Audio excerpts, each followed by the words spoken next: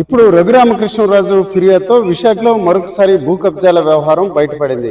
విశాఖలో గతంలో చూసుకుంటే భూముల రికార్డులు ట్యాంపరింగ్ జరిగినట్టు ఇప్పటికే సిట్ విచారణ జరుగుతుంది. అయితే టీడీపీ హయాంలో గతంలో వేసిన సిట్ విచారణ పూర్తిగా బహిర్గతం కాలేదు. ఆ తర్వాత వైఎస్ఆర్సీపీ ప్రభుత్వం దాన్ని బహిర్గతం చేస్తామని మరొక సిట్ వేసింది. ఆ నివేదిక ఎక్కడుందో ఆ రెండు రాజకీయ పార్టీలు రెండు ప్రభుత్వాలకి తెలియాలి. అయితే ఇప్పుడు తాజాగా ఉన్నది విశాఖలోని ఐటీ సెజ్. ఇది మధురవాడకు సంబంధించిన సర్వే నెంబర్లోని ఈ ల్యాండ్. అయితే త్రిపుల్ గా చెప్పుకునే ఈ డిప్యూటీ స్పీకర్ రఘురామకృష్ణరాజుకు సంబంధించిన దాదాపు 333 గజాలు, అంటే త్రిపుల్ సంబంధించిన 333 గజాల స్థలాన్ని ఇప్పుడు ఒక రకంగా వేరే వ్యక్తులు కబ్జా చేసినట్టు ఫిర్యాదు ఇవ్వడంతో ఇప్పుడు పిఎం పాలెం పోలీసులు చకచకా తిరిగి వారిపై కేసులు నమోదు చేసిన పరిస్థితి.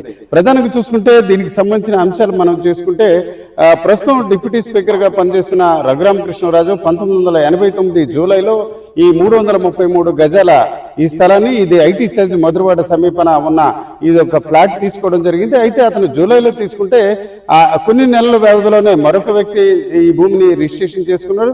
ఆ తర్వాత మరొక మహిళ రిజిస్ట్రేషన్ చేసుకుంది. ఆ తర్వాత మరొకరు, అంటే ఆయన తర్వాత 3 వ్యక్తులు ఈ భూమిని రిజిస్ట్రేషన్ చేసుకున్నారు. ఆఖరి వ్యక్తి ఇటీవల నిర్మాణం చేపడుతున్న దశలో స్థానికులు అలాగే తెలిసిన వారు చెప్పడంతో ఇప్పుడు డిప్యూటీ స్పీకర్ స్పందించి పిఎం పాలెం పోలీసులకు ఫిర్యాదు ఇవ్వడంతో కేసు నమోదు చేసి ఆ భూమిని తిరిగి డిప్యూటీ స్పీకర్ రఘురామకృష్ణరాజుకి అందజేయడం జరిగింది. ఒక రకంగా చెప్పాలంటే త్రిపుల్ కి సంబంధించిన 333 స్క్వేర్ యార్డ్స్ ల్యాండ్ ని ప్రభుత్వం అప్పగించే క్రమంలో ఇటు పోలీసులు చకచకా పనిచేశారు.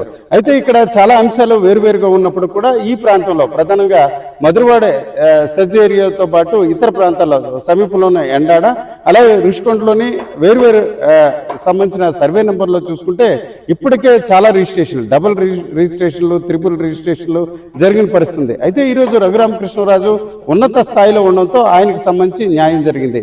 ఆయనకి న్యాయం జరగడం అందరికీ మంచిదే, కానీ మిగతా వారి పరిస్థితి ఏంటి? ఇప్పుడు అందరి నోట్లో కూడా అదే పరిస్థితి, అదే మాట వినిపిస్తుంది. ప్రధానంగా చూసుకుంటే మధురవాడ, ఎండాడ, రుషికొండ పరిసర ప్రాంతాల్లోని చాలా సర్వే నెంబర్లో ఒకే భూమిని వేరు వ్యక్తులకు రిజిస్ట్రేషన్ చేశారు. వారికి సంబంధించి ఇటు రెవెన్యూ అధికారులు అలాగే రిజిస్టర్ అధికారులను అలాగే చివరికి పోలీసులను కలిసినప్పుడు కూడా అది సివిల్ డిస్ప్యూట్ అని చెప్పి దాటవేస్తున్న పరిస్థితి. ఈ దశలో రఘురామకృష్ణరాజు వ్యవహారం ఇప్పుడు బయటకు పడిన నేపథ్యాన్ని ఈ 3 ప్రాంతాల్లో మధురవాడ, ఎండాడ అలాగే రుషికొండ ప్రాంతంలో ఏదైతే డబుల్ రిజిస్ట్రేషన్లు, త్రిపుల్ రిజిస్ట్రేషన్లకు సంబంధించిన ఫిర్యాదులు పెండింగ్ లో ఉన్నాయో వాటన్నింటినీ కూడా ఇటు పోలీసులు, రెవెన్యూ అధికారులు అలాగే జీవీఎంసీ, ఉడాకు సంబంధించిన అధికారులు సంయుక్తంగా కలిసి పరిష్కరించాలని స్థానికులు కోరుతున్నారు.